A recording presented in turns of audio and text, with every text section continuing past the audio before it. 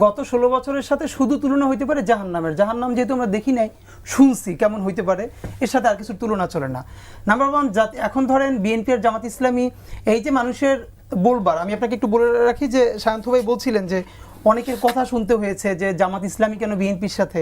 আমরা যখন অনেক ছোট তখনও বারবার বলেছি, মানে কিছু কাজ হলো বিএনপির আজীবন প্রশ্নবারে জর্জরিত করা। এরা কেউ বিএনপির ওয়েল উইশার না। এরা কোনোদিন বেগম জিয়ার অসুস্থতার সময় রাজপথে প্রতিবাদ করে নাই, দাঁড়ায় নাই। যদি প্রশ্ন করা হতো ওই একটাই, আপনারা জামাত ছাড়েন না, আমরা কিভাবে দাঁড়াই। তো বিএনপি তো এবার জামাত ছাড়াই ইলেকশন করবে, রাইট? জামাত তো নিজের মতো ইলেকশন করবে। তো বিএনপির পক্ষে এবার কি তারা দাঁড়াবে? এবারও তো তারা সেই ফ্যাসিবাদের কালচারাল বয়ানি সবাই দিচ্ছে।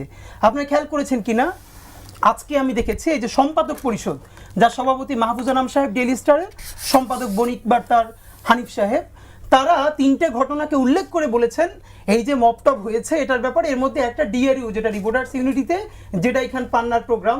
মানে ভাবেন এর থেকে কত সিগনিফিকেন্ট ইস্যু বাংলাদেশে ঘটেছে। কোনোদিন সম্পাদক পরিষদ বিবৃতি দূরের কথা, তাদের প্রোগ্রামের কাভারেজ পর্যন্ত দেয় নাই। জেডাই খান পান্না একটা প্রোগ্রাম দেখেছে, সে নিজে সেখানে যায় নাই, সে তখন সুপ্রিম কোর্টে বসে মোবাইল চালাইতেছে, ঘটনা দেখতেছে।